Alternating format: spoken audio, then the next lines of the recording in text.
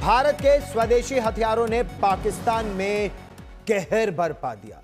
हथियारों के बाजार में कहा जाता है कि उसी हथियार की पूछ होती है जो जंग में आजमाया गया हो, जिसका जंग में डंका बचा हो।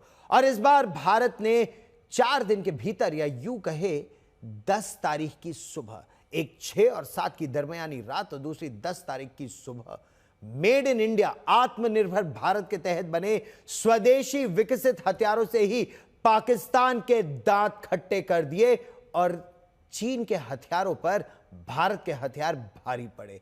हम बात करेंगे आकाश मिसाइल डिफेंस सिस्टम की, आकाश तीर की, ब्रह्मोस सुपरसोनिक क्रूज मिसाइल की।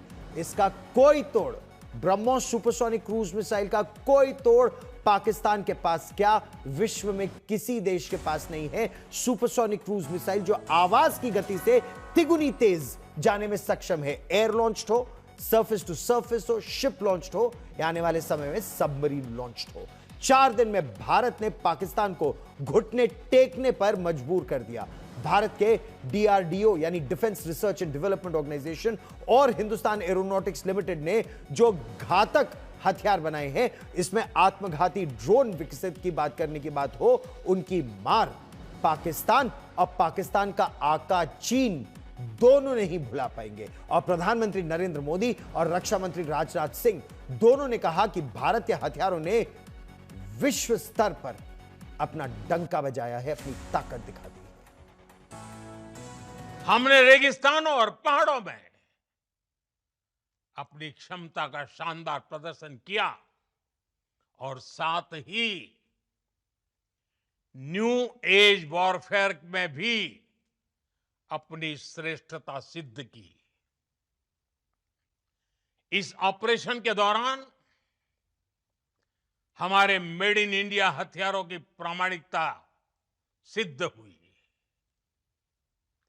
आज दुनिया देख रही है 21वीं सदी के वॉरफेयर में made in India defence equipments, इसका समय आ चुका है। यह संदेश है कि अब भारत केवल विदेशों से इंपोर्ट किए गए हथियारों और प्लेटफॉर्म्स पर ही निर्भर नहीं है, बल्कि भारत में बने अस्त्र और शस्त्र भी हमारी सैन्य शक्ति का अब हिस्सा बन चुके हैं। अब भारत में बने और भारतीय हथियारों से बने हथियार भी अचूक और अभेद्य हैं। यह पूरे विश्व ने देख लिया है। ब्रह्मोस मिसाइल की ताकत को तो पाकिस्तान ने खुद स्वीकार कर लिया है। हमारे देश में एक कहावत काफी पुरानी है और वह है दिन में तारे दिखना।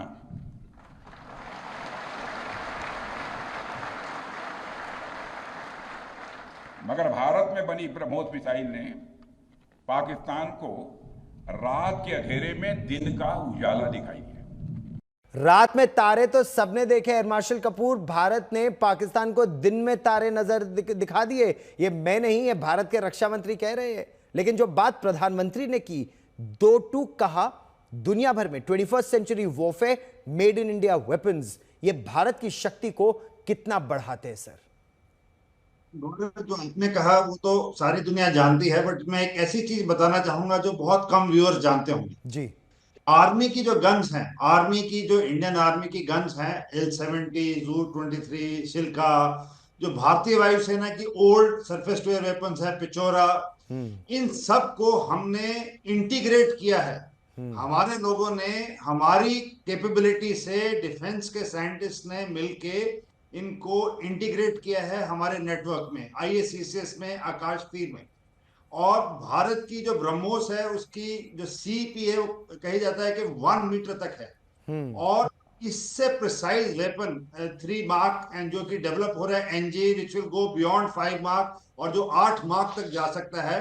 आई एम श्योर बहुत ही कम देश हैं इस दुनिया में जो ये डेवलप कर सकते हैं। तो एक तो रहा कि हमारा इंडिजिनाइज इक्विपमेंट बनाना, और आपके माध्यम से मैं 2 लोगों का नाम जरूर मेंशन करना चाहूंगा जो इस दुनिया में नहीं है, जिनका ऑप सिंदूर में बहुत बड़ा योगदान है। एक है डॉक्टर APJ अब्दुल कलाम जी, क्योंकि ब्रह्मोस और आकाश उन्हीं का ब्रेन चाइल्ड है। सही। और दूसरा डॉक्टर मनोहर पारिकर जो उस वक्त 2018 में भारत के रक्षा मंत्री थे, और उन्हीं की इंसिस्टेंस पे हमने S-400 खरीदा। इतना मुझे याद है कि इतना उस टाइम पे विरोध था। मीडिया का ये था। तो ये दोनों इक्विपमेंट जो ब्रह्मोस बने, जो आकाश बने, आकाश तीर बने, जो इंटीग्रेशन हुई, प्लस जो हमने S-400 से बचाव किया है, मेरे हिसाब से इसका काफी हद तक क्रेडिट इन दोनों व्यक्तियों को जाता है। ये बड़ी बात आपने की। और जनरल डिलन, मांगे हुए हथियारों से युद्ध नहीं लड़ा जाता। ये तो हमने रूस और यूक्रेन के युद्ध में देख लिया है। यूक्रेन के सिपाही ऑपरेशन में जाने के लिए तैयार बैठे रहते थे, अमेरिका से हथियार नहीं पहुंच पाया या नेटो देशों के हथियार नहीं पहुंच पाए और उनके ऑपरेशन फेल हो जाते थे। भारत का स्वदेश में हथियार बनाना और प्रधानमंत्री का ये इंसिस्ट करना कि हम आत्मनिर्भर भारत रक्षा के क्षेत्र में बनाएंगे, शुरू में कुछ विरोध भी था, लेकिन क्या आज ये बिल्कुल सही साबित हुआ है? बिल्कुल गौरव। देखिए, इंग्लिश में बोलते हैं कि no one is coming to fight your war. कोई दूसरा आके आपकी लड़ाई नहीं लड़ेगा। आपके साथ सहानुभूति दिखा सकता है, बाद में आपके साथ आके अफसोस कर सकता है, लेकिन जब लड़ना है तो आपने खुद अपनी ताकत पे लड़ना है।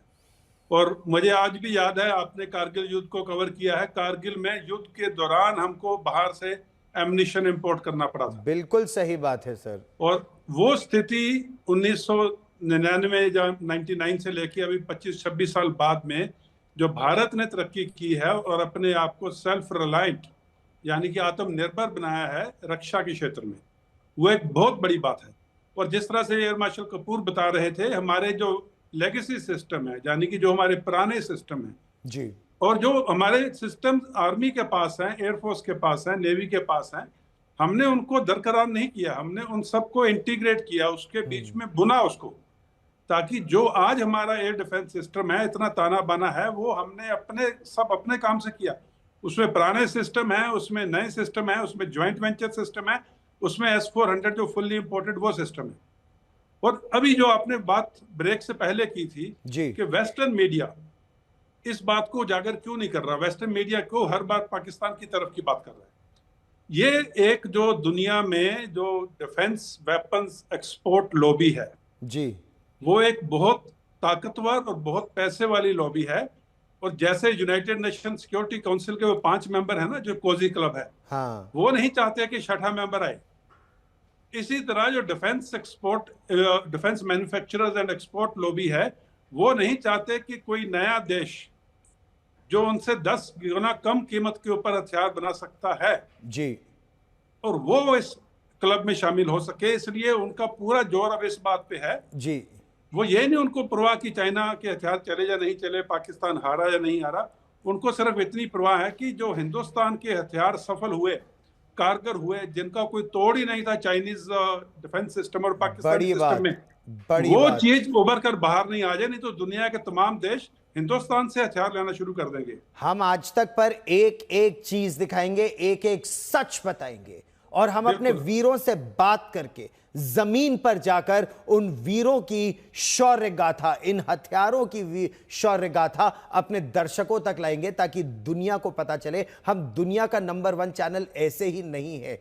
हमारी ये शक्ति है, ये रीच है और इसी का हम लाभ उठाकर दुनिया को बताएंगे हमारे हथियार कितने अच्छे हैं। लेकिन पश्चिमी देश, एम्बेसडर, आप तो दुनिया के कई देशों में सर्व कर चुके हैं, आप इटली में हमारे एम्बेसडर थे। क्या यही कारण है कि दुनिया भारत को एक उभरती सामरिक शक्ति, आर्थिक शक्ति, दुनिया का सबसे बड़ा प्रजातंत्र इस रूप में देखना ही नहीं चाहती? और एक और महत्वपूर्ण बात, हमारे प्रधानमंत्री नरेंद्र मोदी 3 बार चुनाव जीतकर अब प्रधानमंत्री बने हैं, तो क्या इंटरनेशनल स्टेज पर उनका जो स्टैचर है वो कोई 6 महीने की सरकार, कोई 2 साल की सरकार, कोई एक बार चुनाव हारने के बाद फिर आया राष्ट्रपति, उस तरह की सरकार से ज्यादा ताकतवर बन रहे हैं? इसीलिए दुनिया इस समय इतना हड़बड़ा रही है। एम्बेसडर डोगरा। गौरव, एक तो बहुत अच्छा लग रहा है कि जनरल ढिल्लों और एयर मार्शल कपूर जैसे गंभीर ऑफिसर्स को आपने बुलाया है, और मेरे को लगता है आपके दर्शक भी इससे काफ़ी नई चीज़ें सीखेंगे और एक सुलझती हुए आवाज़ से, 2 सुलझती हुई आवाज़ से सीखेंगे। जहाँ तक आपका सवाल है, देखिए, स्ट्रेटेजिक इंडिपेंडेंस के कुछ कॉन्स्टिट्यूएंसीज होते हैं। पहला तो ये है कि आपको इकोनॉमिक इंडिपेंडेंस होनी चाहिए, दूसरा ये है डिफेंस वाइज आपके इंडिपेंडेंस होनी चाहिए, और तीसरा है पॉलिटिकल स्टेबिलिटी होनी चाहिए जी।